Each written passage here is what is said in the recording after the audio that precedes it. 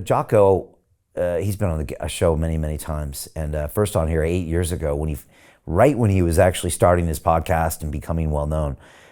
We had him on really early, maybe a couple months after he was on Rogan for the first time. And Jocko says, look, he said, men have always left the household. Men have always gone to war. Men have always gone to work. So he has an interesting take that it's not necessarily a modern thing. But then again, if you go to the statistics about, the fatherless homes, you're right about all that. So kind of I'm in two minds. Part of it it's not like throughout history, if you read, the Iliad and the Trojan War, those men certainly weren't at home. But then again, probably there were more men at home.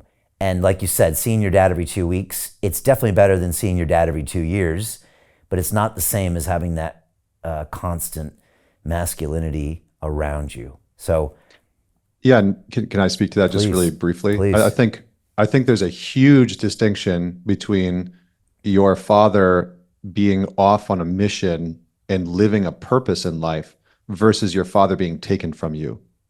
And when I say taken from you, I mean, that's kind of a harsh way of saying through divorce, but to a child, that's what it feels like, right? When a divorce happens and a child doesn't understand what's going on, a couple of things unfold. Number one, for kids, they're just little balls of ego.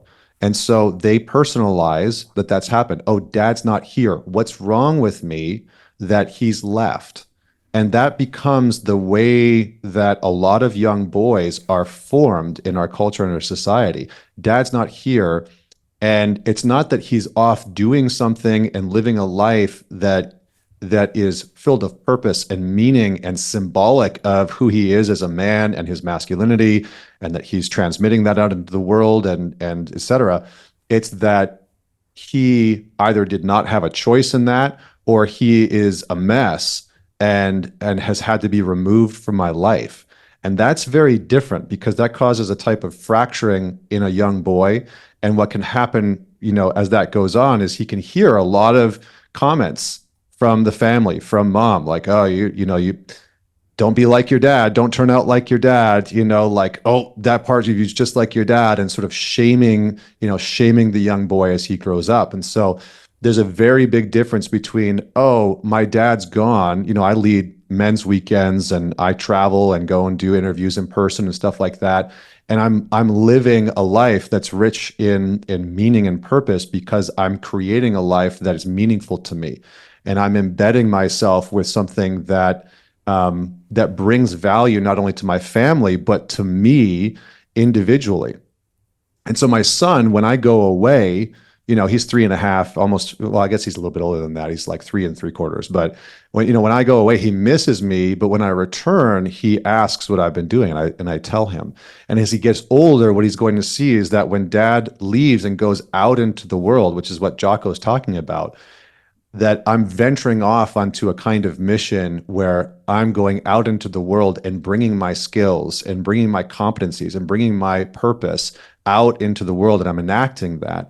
And that will encourage him symbolically to leave the nest at some point and do the same thing himself, to take the big risk of leaving home. We live in a society in America that has the highest rate of young men living at home almost ever in recorded history. It's insane.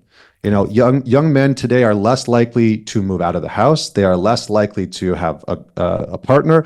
They're less likely to have sex. They are less likely to go to university. They're less likely to be employed, and they're more likely to die of an overdose. I mean, we just go down the ranks, and part of that is, again, not to blame it all on all on this. There's many different contributing factors, but part of that is we don't have a lot of men and fathers going out into the world for a mission and a purpose and returning home.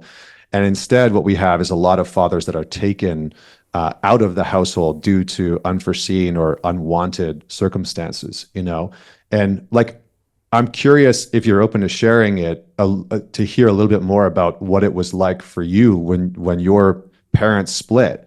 Because it sounds like your dad had a pretty big role in your life in terms of shaping who you were and your relationship to him. Yeah, so many things to comment on there. Look, so for some reason, when I was 7, I took it really hard. I still remember when my parents sat me down and said, "Dad's moving out," And I was just like, for me, I think it shattered any confidence I had in the nuclear family and that I would be taken care of. And so I got into this mindset of self-reliance, as in no one is ever gonna be there for you and you better be there for yourself. And I took it really to an extreme. My brother was older. I don't know if he did the same. My sister was younger. I think they not the same, but for me, that was my reaction. So I became to this in my mind of, no one's gonna be there for you. You have to be there for yourself.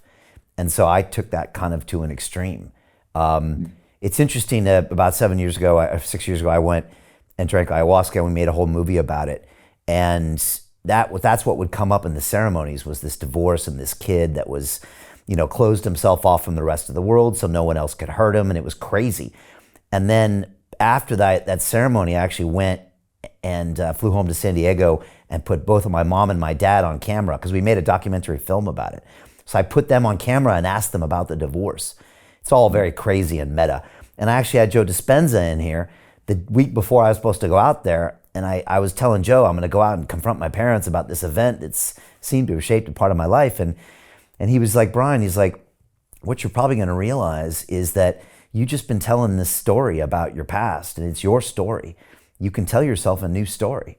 And it's weird. When I actually talked to my parents, I realized that actually that was the best thing that ever happened to them was the divorce. And they were both going through their own thing. And if it hadn't happened, my mom wouldn't have become this amazing independent woman and my dad would have, been unhappy. And so it was actually a great decision for everybody. And now when I look at it, it was the best thing that ever happened to me too. So I've now found a way to kind of make peace with it. But at the time, as you said, yeah, it was hard to deal with. And I, went one way or the other. Now I'm actually okay with it and I kind of understand it a little better. They say that trauma is not what happens to you, it's the fact that you can't process it, and so I couldn't process it. I processed it in my brain. And even though my mom tried to take me to therapy, I didn't want to talk to anybody. And so, yeah, that was the way I took it. And I think you've correctly explained that because, yeah, I guess my dad wasn't off at war. He was all of a sudden not there and it didn't make sense to me.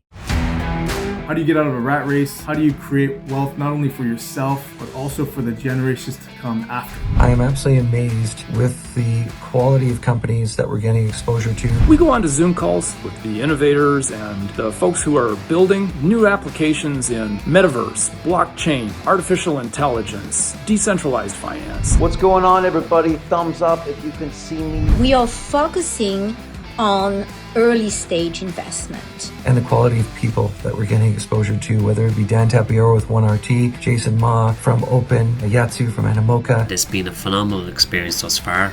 It has far exceeded my expectations. We are focusing on cutting edge technologies. I view it now as the best investment I've ever made. The upside I view is unlimited. And as a retail investor, I would never get this exposure anywhere else outside of Investment Club. See you in the Investment Club.